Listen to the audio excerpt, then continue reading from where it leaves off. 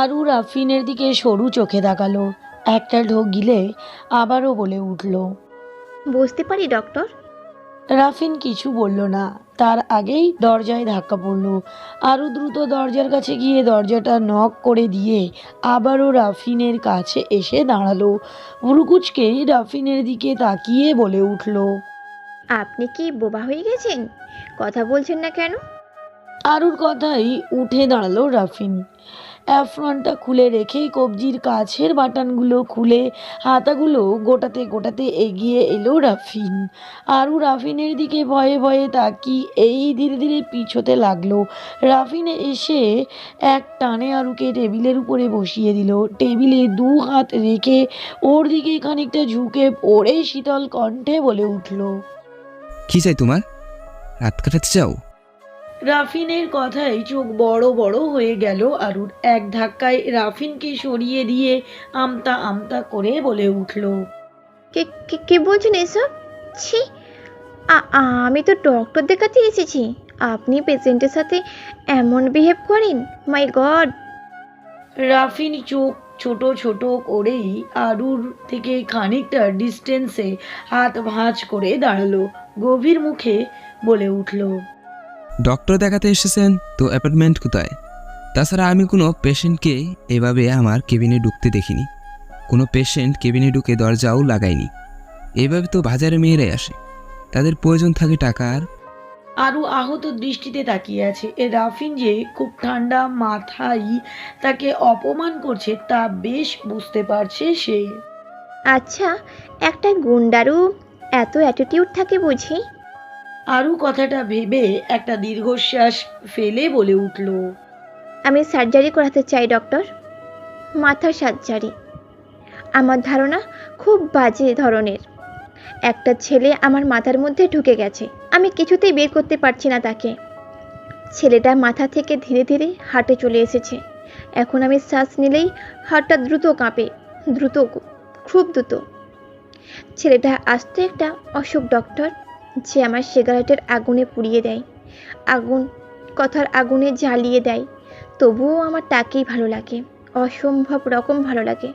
আপনি কি মাথা থেকে ছেলেটাকে বের করে দিবেন প্লিজ? রাফিন চুপচাপ শুনছে। এর বিপরীতে কি বলা যেতে পারে জানা নেই তার।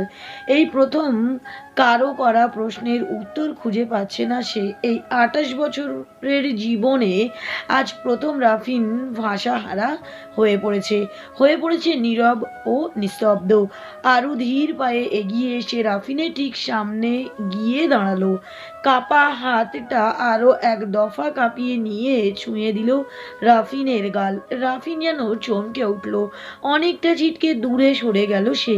চোখ বন্ধ করে কিছুক্ষণ চুপ করে থেকেই গম্ভীর স্বরে বলে উঠল। গেট লস্ট, এই মুহূর্তে বেরিয়ে যাবে তুমি।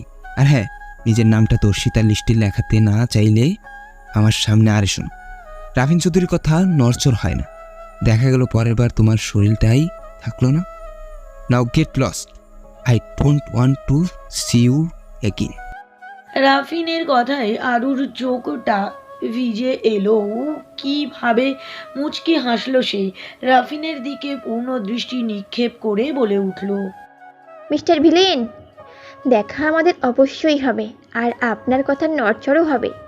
কারণ আমি জানি আপনি পারবেন না, আর না পারবেন আমাকে আটকাতে, আর না পারবেন আমার ওপর ঝাঁপিয়ে পড়তে।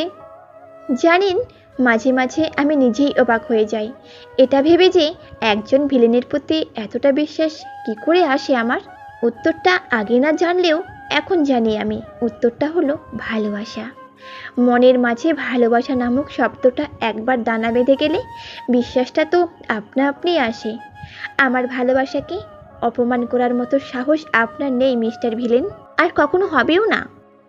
কথাটা বলেই দরজার দিকে এগিয়ে গেল আরু। কি ভেবে দরজার সামনে গিয়ে থমকে দাঁড়ালো। ঘাড় ঘুরিয়ে রাফিনের দিকে তাকিয়ে টলমলো চোখে বলে উঠল সে। যেদিন থাকবো না সেদিন খুব করে মিস করবেন আমায়। তখন খোঁজার সময় হয়তো আপনার থাকবে, কিন্তু আসার সময় আমার থাকবে না। সেদিন আপনিও বুঝবেন ভালোবাসা নামক অসুখটা কতটা ভয়াবহ। কিন্তু সেই ভয়াবহ দেখানোর জন্য আমায় আপনি পাবেন না। তারপর আর এক সেকেন্ডও দাঁড়ায়নি আরু, দৌড়ে বেরিয়ে গেছে কেবিন থেকে। প্রিয়ন্তীর বাইরে দাঁড়িয়েছিল। আরুকে এইভাবে বেরিয়ে আসতে দেখে অবাক হলো সে, কিন্তু কিছু বলল না। আরুকে অনুসরণ করে হসপিটাল থেকে বেরিয়ে এলো চুপচাপ। রাফিন একটা দীর্ঘশ্বাস ফেলে চেয়ারে গিয়ে বসলো। তার কেন জানি মেয়েটার কথা শেষগুলো কানে বাজছে খুব। এই দীর্ঘ জীবনে এই প্রথম আরুর মতো সাধারণ কোনো মেয়ের ভালোবাসার বাণী শুনিয়ে গেল তাকে। এর আগেও ভালোবাসার কথা শুনেছে সে, অনেকবার শুনেছে, কিন্তু সেই কথাগুলোতে মানসিক নয় দৈহিক চাহিদাটাই বেশি গুরুত্ব পেয়েছিল। আর প্রতিবারের মতোই রাফিন তাদের ছুঁড়ে ফেলে দিয়েছিল। কিন্তু আরু, এই মেয়েটা তেমন নয়। রাফিন ওর কাছে চেয়েও কেন জানি কঠিন হতে পারছে না। আরুর যে জেনে শুনে এত বড় ভুল করছে বুঝতে পারছে না রাফিন। হয়তো বাকি মেয়েদের মতো সেও রাফিনের চেহারায় মুগ্ধ। কি আশ্চর্য! রূপই কি তাহলে সব? চরিত্র কিছুই নয়? রাফিনের মতো বাজে একটা ছেলেকে আরু ভালোবাসে, রূপের মোহে ভালোবাসে? কথাটা ভেবেই তাচ্ছিল্যের হাসি দিল রাফিন। ঘড়িতে 11টার ঘন্টা বাজাই চেয়ার থেকে উঠে দাঁড়ালো রাফিন। ওটিতে যেতে হবে তাকে। ওটির ড্রেস আপ ঠিক করতে করতে আবারও আরুর কথাগুলো মাথায় টোকা দিয়ে গেল। রাফিন হাতে গ্লাভস পরতে পরতে তাচ্ছিল্যের হাসি দিয়ে বিড়বিড় করে বলতে লাগলো, তুমি জানো না আরও কত বড় ভুল করছো তুমি। রাফিন চৌধুরী নিজের ফর্মে চলে এলে তুমি বড্ড আফসোস করবে আরু। আজকের এই দিনটার জন্যই বড্ড আফসোস করবে। সাস এনি ফুল লেডি। তীর্থ হাঁপাতে হাঁপাতে অবাক ও বিস্ময় নিয়ে বলে উঠল, তুই এত ইজিলি ওই বুড়োটাকে ফটিয়ে ফেললি, কিন্তু কিভাবে? রহিম চাচা টাইপস মানুষরা একটু বেশি ইমোশনাল হয় বুঝি। ওনার বাজারের ব্যাগটা জোর করে হাতে নিয়ে বললাম তাকে ঠিক আমার বাবার মতো দেখতে। কিন্তু দুঃখের বিষয় হলো আমার বাবা হঠাৎই আল্লাহ পেয়ারে হয়ে গেছে, যার ফলে আমি আজ কর্মহীন অনাথ বালিকা। ব্যাস, খেল্লা ফতে। তুই আঙ্কেলকে মৃত বানিয়ে দিলি? হুম, তোর বাবাকে বানিয়েছি, কারণ বাপের নামটা তাজমুর আহমেদ বলেছিলাম। কথাটা বলেই চারপাশ কাঁপিয়ে হেসে উঠল রোজা। তীর্থ রাগে গজগজ করতে করতে বলে উঠল, সালা বাটপার। তীর্থর কথাই রোজার হাসির গতি বাড়ছে, বই কমছে না। অনেক কষ্টে হাসি থামিয়ে তীর্থের কাঁধ ঝাঁকিয়ে বলে উঠল সে, কি রে, তোর মনিকা পেপ্পির কি খবর জানো? আর বলিস না, হেতি মাইয়া তো নয়, আরেক আলামত। জীবনে প্রথম মেয়ে পটাতে আমার দুটো ঘন্টা লাগছে, তবে প্ল্যান সাকসেসফুল। আমার সামনে বসেই আমার সিভি পাঠিয়ে ন্যাকা কান্না করে চাকরি কনফার্ম করিয়ে এসেছে। আসার সময় বোন ডেকে আমার হারিয়ে যাওয়া শেফালিকে খুঁজে পেলে বিয়ের দাওয়াত দেব বলে কথা দিয়ে এসেছি। কথাটা বলেই আর এক দফা হেসে নিল দুজনে। পার্কের একটা বেঞ্চে বসে আছে ওরা। রোজার গায়ে মিষ্টি রঙের শাড়ি, লম্বা চুলগুলো আজও বেনি করে রেখেছে সে, যা এখন মাটি থেকে আধ হাত উপরে ঝুলাঝুলি করছে। তীর্থ ঘড়িটা একবার দেখে নিয়েই উঠে দাঁড়ালো। এখন 12টা বাজে। ঠিক দুপুর 2টোয় সোহেল আর সিকিউরিটি চিপস এর সাথে দেখা করতে হবে তাকে। রোজাকে বিদায় দিয়ে একটা রিক্সা নিয়ে চলে গেল সে। মালিহার সাথেও দেখা করতে হবে আজ। প্লেবয় টাইপ ছেলে হয়েও এই মালিয়া নামক মেয়েটাকে কিভাবে যেন আটকে গেছে সে। মালিয়ার সামনে থাকলে অন্য মেয়েদের মতো তার শরীরের বিভিন্ন ভাঁজে তাকাতে ইচ্ছে করে না তীর্থের। বিরামহীনভাবে মালিহার হাসি মাখা মুখটাই শুধু দেখতে ইচ্ছে করে তার। কথায় আছে না, সব পাখিরই নীড় আছে, তেমনি তীর্থের মতো বেপরোয়া পাখিরটির নীড় হলো মালিহা। রোজা চুপচাপ বসে বাদাম চিবাচ্ছে। এই দুপুরের প্রচণ্ড গরমে রোজার তুলে গাল দুটো কেমন গোলাপি আভা ছাড়ছে। দুপুরের দিকে পার্কে তেমন একটা মানুষ থাকে না। আজও নেই। কেমন একটা জনশূন্য চারপাশের পরিবেশ। রোজা দৃষ্টি পার্কের বাহিরে এক গুচ্ছ পথ শিশুর উপর। ওরা বল ছোড়াছুড়ি করছে, কিছু একটা খেলছে আর খিলখিল করে হাসছে। রোজার মনে হচ্ছে এই মুহূর্তে ওই শিশুগুলো পৃথিবীর সবচেয়ে সুখী মানুষ, সবচেয়ে সুখী মানুষ। রোজা একটা দীর্ঘশ্বাস ফেলে বাচ্চাদের দিকে এগিয়ে গেল। এই বাচ্চাদের খুশিটুকুতে ভাগ বসানোর কি লোভটাই না হচ্ছে তার। মৃন্ময় এক মনে ড্রাইভ করে চলেছে, চোখ দুটো রাস্তার দিকে স্থির থাকলেও মনটা খুবই বিক্ষিপ্ত তার। তাই সব কাজ ফেলে একটু তাজা নিঃশ্বাস নিতেই গাড়ি নিয়ে বেরিয়েছে সে। আজকের এই দিনটাতেই মাকে হারিয়েছিল মৃন্ময়। তখন সে 13 বছরের ছোট্ট বাচ্চা। এই ছোট্ট বয়সেই কত কিছু বুঝে নিতে হয়েছে তাকে। তার শৈশবটাকে এক গাদা দুশ্চিন্তায় ধারিয়ে দিয়েছিল কত নির্মমভাবে। হঠাৎই গাড়ির সামনে কিছু পড়াই মনের অজান্তেই ব্রেক কষল সে। কিছুক্ষণ চুপচাপ বসে থেকে ব্যাপারটা বুঝতে পেরে একরকম ছুটে বেরিয়ে এলো। একটা পিচ্চি মেয়ে তার গাড়ির সামনে থেকে বল ওঠাচ্ছে, গায়ে ময়লা ছেঁড়া জামা, আর একটু হলেই গাড়ির নিচে পিষে যেত মেয়েটা। মৃন্ময় ব্যস্ত হয়ে মেয়েটাকে কোলে নিল, হাত পা চেক করে দুশ্চিন্তা মাখা কণ্ঠে বলে উঠল।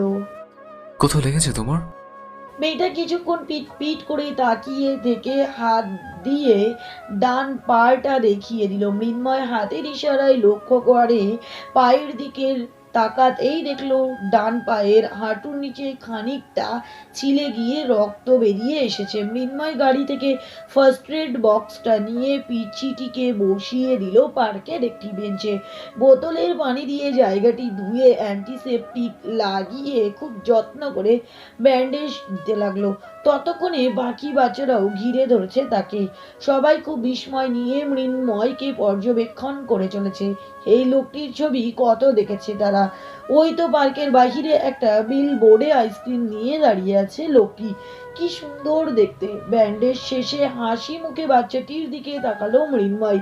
মেয়েটি উসখুস চুলে একটু হাত বুলিয়ে নরম কণ্ঠে বলে উঠল। ব্যথা করে?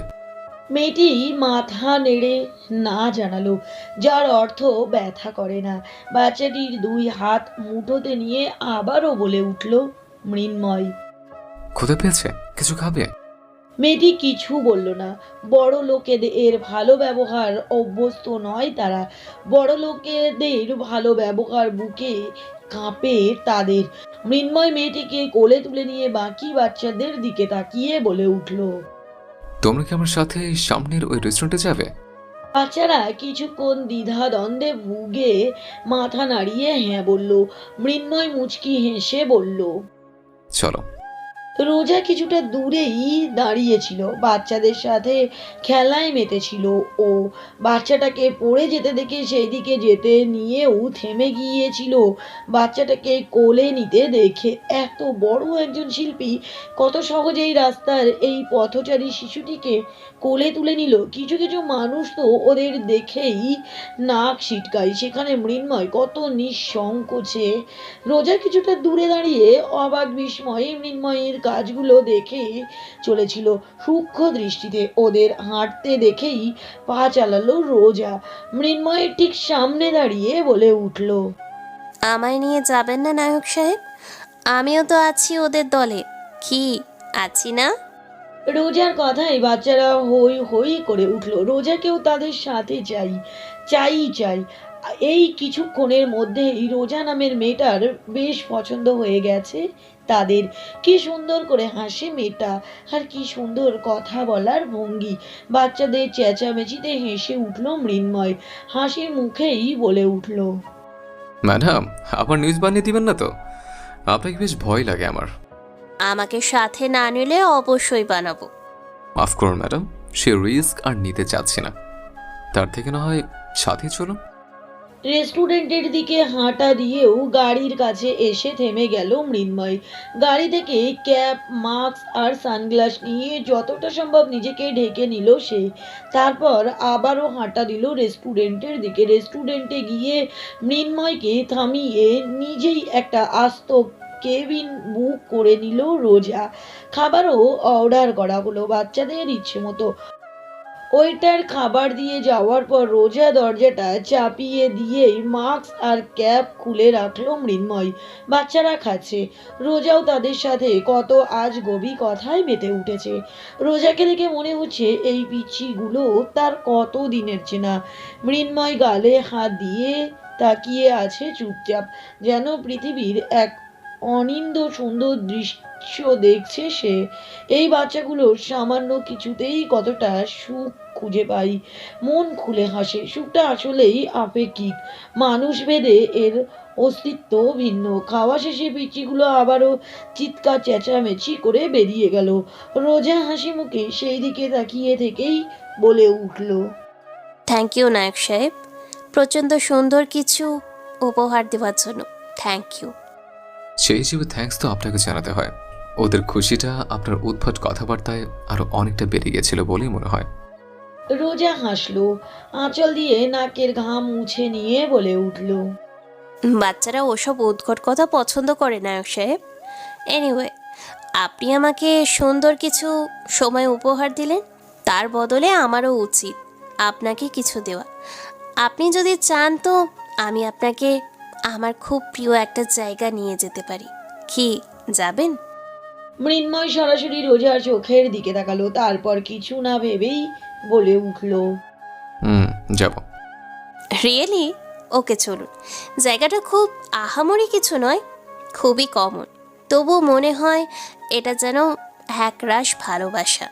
তবে একটা শর্ত আছে, জায়গাটায় আমরা রিক্সা দিয়ে যাব, আপনার ওই মঙ্গলকয়ের গাড়ি নিয়ে যাওয়া চলবে না। কি রিক্সা? রিক্সা কি খুব জরুরি? খুব জরুরি। এবার বলুন, যাবেন নাকি? যাব। রোজা হাসলো। মৃন্ময় মাস্ক ক্যাপ পরে বিলটা মিটিয়ে দিয়ে রোজাকে নিয়ে বেরিয়ে এলো। রোজা দরধাম করে রিকশায় উঠে একটু চেপে বসে মৃন্ময়কে বসার জায়গা করে দিল। মৃন্ময় মুখ কাচুমাচু করে রোজার পাশে বসে পড়ল। মৃন্ময়ের খানিক রিক্সা ফিরতি আছে জীবনে, এটারই তার দ্বিতীয় রিক্সা যাত্রা। আর এখনও রিক্সার প্রয়োজন পড়েনি তেমন। রিকশায় উঠলেই তার মনে হয় এই বুঝি পড়ে যাবে সে, এবার বুঝি শেষ রক্ষা হলো না আর তার। মৃন্ময়ের এমন অবস্থা দেখে খিলখিল করে হেসে উঠল রোজা। নিজের অজান্তেই মৃন্ময়ের হাতটা শক্ত করে টেনে ধরে বলে উঠল, ধরেছি, এবার আর পড়বেন না আপনি। ভয় না পেয়ে বিষয়টা এনজয় করুন। রিকশায় চড়ার মতো মজা আর কিছুই নেই। রোজার বিহেভিয়ারে অবাক হলো মৃন্ময়। রোজার বলা সেদিনের কথা মনে পড়ে গেল তার। তাকে ছুলেই নাকি ঘৃণা লাগে রোজার, অথচ আজ কত নিঃসংকোচে এই হাতটা ধরে আছে রোজা। সময় ভেদে মানুষের কথাগুলো কেমন আশ্চর্য রকমভাবে পরিবর্তন হয়। কথাগুলো ভেবেই একটা দীর্ঘশ্বাস ফেললো মৃন্ময়। ওর নিজের কাজের কারণেই অনেক মেয়ের সংস্পর্শে যেতে হয়েছে তাকে, কিন্তু কখনো কিছু ফিল হয়নি তার। কিন্তু আজ রোজার ছোঁয়াই কেমন দম বন্ধ হয়ে আসছে তার। ওর বুকের ভিতর কি ভীষণ কাঁপছে আজ। কিছুটা ফাঁকা রাস্তায় আসতেই একরাশ মিষ্টি হাসি নিয়ে বলে উঠল রোজা, এই যে নায়ক সাহেব, এবার মাস্কটা খুলে ফেলুন। আশেপাশে দেখার মতো কেউ নেই।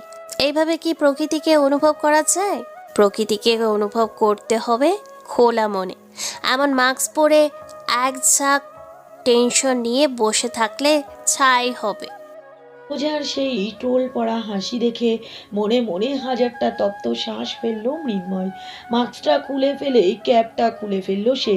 চোখ দুটো বন্ধ করে এই খোলা হাওয়াটা উপভোগ করতে লাগলো সে। বাবা মা মারা যাওয়ার পর মৃন্ময়ের পাশে এমন করে কয়েক মুহূর্তের অতিথি করেও কাউকে পায়নি সে। মৃন্ময়ের হৃৎপিণ্ড নামক পাখিটা খুব দ্রুত ডানা ঝাপটাচ্ছে আজ। সেই ডানা ঝাপটানোর শব্দটা এক কথাই বলে চলেছে বারবার, আপনাকে খুব সুন্দর লাগছে রোজা, অনেক অনেক সুন্দর লাগছে আজ। মাত্রই ওটি থেকে বেরিয়েছে রাফিন। বরাবরের মতো এবারও ওর অপারেশন সাকসেসফুল। ওটি থেকে বেরিয়ে এই পেশেন্টদের কান্নামাখা মুখ দেখছে সে, এমনকি সে বেরোতেই তার প্রতি কৃতজ্ঞতা জানিয়ে মেলোড্রামার যেটুকু করার সবটাই করছে তারা। বিষয়টাতে প্রতিবারের মতো এবারও বিরক্ত রাফিন। এদের অতিরিক্ত আবেগ দেখে মেজাজ খারাপ হয়ে যায় রাফিনের। কেউ কি অমর থাকে নাকি? মরা জিনিস মরবে না, এর জন্য এত কেঁদে কেটে নদী বানানোর কি আছে বুঝি না। তার থেকে বড় কথা, যখন শুনোই অপারেশন সাকসেসফুল, তবু এত মেলোড্রামা কেন? হোয়াই? সব কথা ব্লাডি ফুল। কথাগুলো ভাবতে ভাবতেই চেঞ্জ করে নিয়ে নিজের কেবিনে গিয়ে বসলো রাফিন। কিছুক্ষণ পরই দরজায় টোকা পড়লো। অনুমতি পেয়ে ভিতরে ঢুকলো আসিফ। রাফিনকে দেখে হাসি মুখে বলে উঠলো সে, ভাই, সিঙ্গাপুরের মাল তো এসে গেছে। সঙ্গে একটা মাইয়া আসছে, দেখতে কিন্তু হ্যাপি ভাই। আসিফের কথায় হাসলো রাফিন। সামনে রাখা ফাইলটা পাশে রাখতেই বলে উঠলো সে, মানুষের মেলোড্রামা দেখে কিন্তু বিরক্ত হয়ে গেছিলাম। তোর মাথায় বিরক্তটা কিছুটা কমে এসেছে, এর জন্য কিছু দেওয়া উচিত তোকে। বল কি চাস? ভাই, একটা প্রশ্ন করি। কর। আপনি এত বড় ডাক্তার হয়েও গ্যাংস্টার কেন? আমার গ্যাংস্টার হয়েও ডাক্তার কেন? বিরাট কনফিউশন ভাই, আমার মাথায় তো ঢুকে না। আসিফের কথাই বাঁকা হাসলো রাফিন। হাতের কলমটা আসিফের কপালে বরাবর ছুঁড়ে দিয়ে বলে উঠলো সে, ডাক্তারিটা আমার শখের বশেই করা। মানুষকে কেটে ছিঁড়ে আবার জোড়া লাগিয়ে বাঁচিয়ে তোলার মতো ম্যাজিক পাওয়ারটা হাতে থাকাটাও বেশ মজার, বুঝলি? সবাই তো পারে না, সেই জন্য মেডিকেলে বেশ মনোযোগী স্টুডেন্ট ছিলাম আমি। আর রাফিন চৌধুরী সবসময় তার বেস্টটাই ট্রাই করে।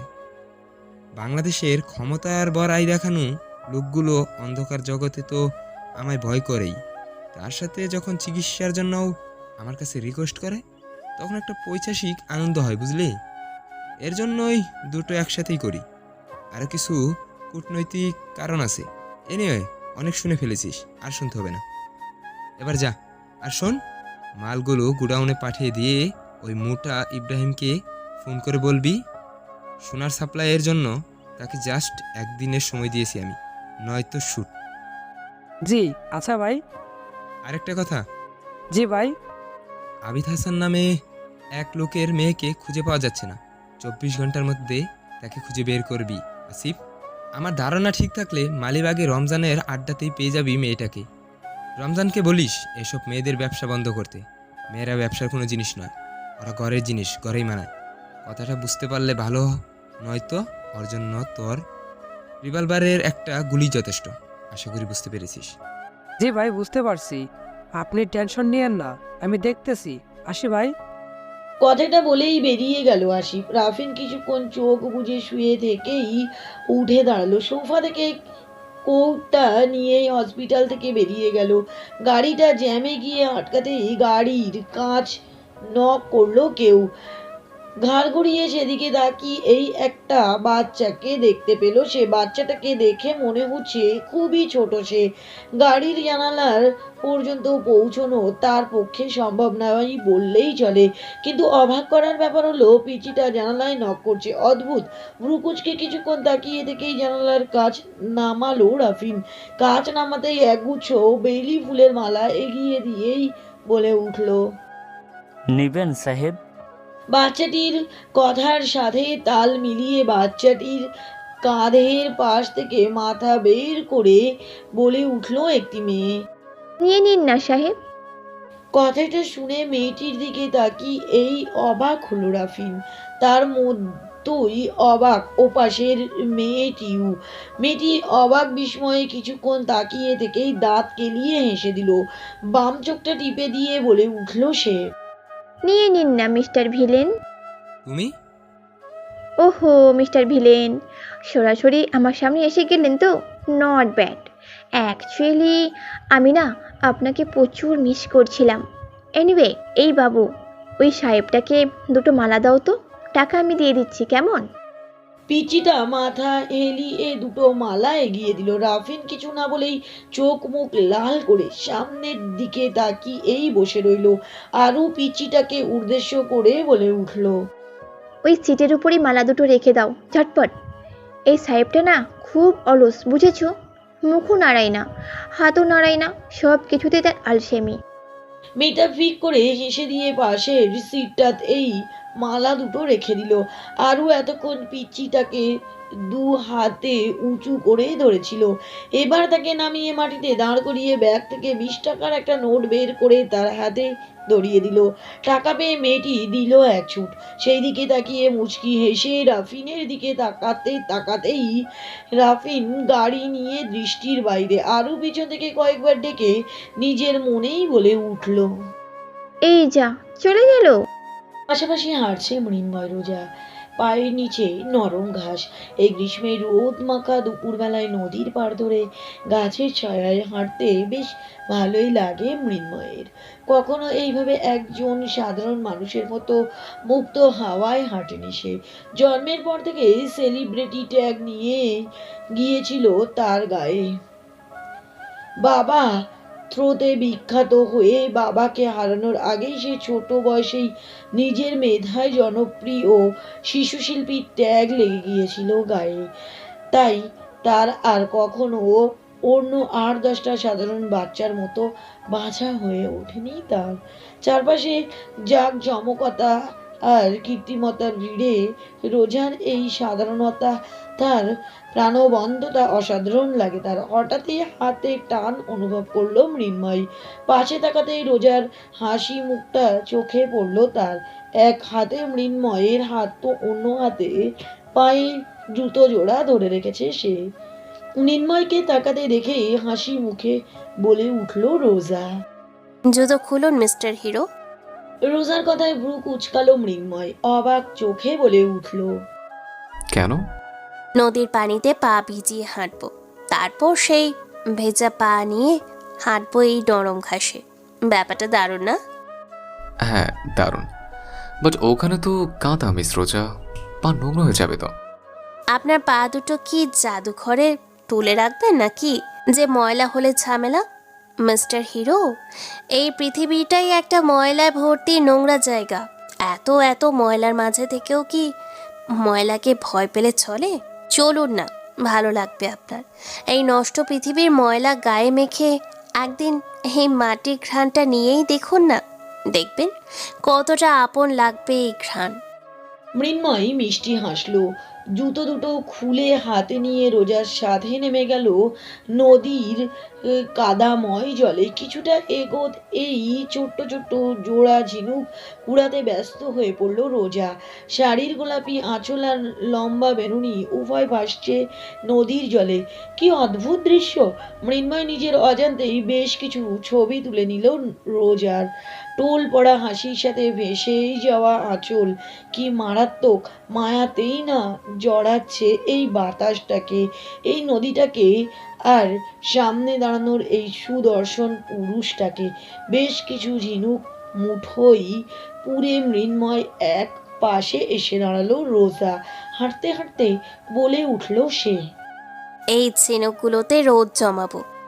রোজার কথায় অবাক চোখে তাকালো মৃন্ময়। রোদ ও আবার জমানো যায় নাকি? কি আশ্চর্য! মৃন্ময়ের দৃষ্টিতে সম্পূর্ণ উপেক্ষা করে গভীর উৎসাহ নিয়ে বলে উঠল সে। আচ্ছা, রোদ ধরেছেন কখনো? মৃন্ময় আগের থেকেও অবাক হয়ে বলে উঠল, রোদ ধরা যায় বলছে? ওই দেখুন একটা নৌকা, চলুন না নৌকায় উঠি। আমার সাথে নৌকায় উঠলে আপনাকে আমি এক মুঠো রোদ উপহার দেব নায়ক সাহেব। কি, উঠবেন? মৃন্ময় হাসলো। ডান হাতে সিল্কি ঝাঁকড়ানো চুলগুলো ঝাঁকিয়ে দিয়ে বলে উঠল, অবশ্যই। নৌকার পাটাতনে আধো শোয়া হয়ে বসে আছে মৃন্ময়। চোখ দুটো আকাশে উদ্দেশ্যহীনভাবে ঘুরে বেড়াচ্ছে। কতদিন মন খুলে মুক্ত আকাশ দেখা হয় না তার, কতদিন নিঃশ্বাসের স্বাদটা নেওয়া হয় না তার। কথাগুলো ভেবেই চোখ বন্ধ করতেই পাশ থেকে ফিস ফিস করে বলে উঠল রোজা। এই যে শুনুন না, নৌকায় না একটা চুলো আছে, মাঝিরা সেখানে রান্না করে খায়। চলুন না, আজ আমরাও ওদের সাথে লাঞ্চ করি। গরম ভাতের সাথে আলু ভর্তা আর ঘি, সাথে নদী থেকে তোলা ফ্রেশ মাছের ভাজি। ইয়াম্মি। কথাগুলো বলেই চোখ বন্ধ করে খাবারটা কত মজা হতে পারে তা ভেবে নিল রোজা। মৃন্ময় অবাক চোখে তাকিয়ে আছে। ডায়েটের বাহিরে এক দানাও খায় না সে, কিন্তু বাচ্চাদের পাল্লায় পড়ে অলরেডি অনেক কিছু খেয়ে ফেলেছে সে। তারপরও আবার খেতে চায় সে রোজা, তাও আবার মাঝিদের সাথে। তাছাড়া এইসব খাবারের তো অভ্যস্ত নয় সে। তবুও কেন যেন মানা করতে পারলো না মৃন্ময়। রোজার মতো প্রাণ খুলে বাঁচতে ইচ্ছে করছে তার। রোজাও হার মানার পাত্রী নয়, সে মৃন্ময়কে রাজি করিয়েই ছেড়েছে। শুধু রাজি করিয়েই ক্ষান্ত হয়নি, মৃন্ময়কে টেনে নিয়ে বসিয়েছে চুলোর পাশে। প্রথমে বিরক্ত হলেও কিছুক্ষণ পরই ব্যাপারটাই বেশ মজা পেতে লাগলো মৃন্ময়। মাছভাজি করতে গিয়ে গরম তেলে মাছের লাফিয়ে ওঠার সময় ভয় পেয়ে মৃন্ময় রোজার পিছনে গিয়ে লুকোতে দেখে রোজার সে কি হাসি। হাসতে হাসতে পেটে খিল ধরে যাওয়ার মতো অবস্থা তার। রোজার সেই খিলখিল হাসি মৃন্ময়ের বুকটাকে ঝাঁকড়া করে চলেছে ক্রমাগত।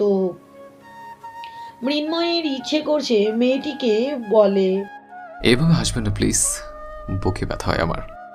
কিন্তু বলাটা আর হয়ে ওঠে না। মৃন্ময় নীরব চোখে তাকিয়ে থাকে আর ভাবে কিছু কথা না হয় না বলাই রয়ে যাক।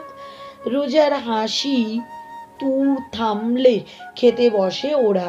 সে মৃন্ময় এর চারিদিকে বিলাসিতার চাদর আঁটা, সেই আজ মাঝিদের টিনের চালায় খাবার খাচ্ছে। কি পরম তৃপ্তি নিয়ে খাচ্ছে যেন, এসবে কত অভ্যস্ত সে। আচ্ছা, লোকটির অহংকার বলে কি কিছুই নেই? এত সহজে কিভাবে মিশে যায় উনি? রোজা ভাবে আর অবাক হয়। তার সাথে বাড়ছে কৌতূহল, মৃন্ময়কে জানার কৌতূহল। খাওয়া দাওয়া শেষ করে নৌকা থেকে যখন ওরা নামলো তখন সন্ধ্যা প্রায়।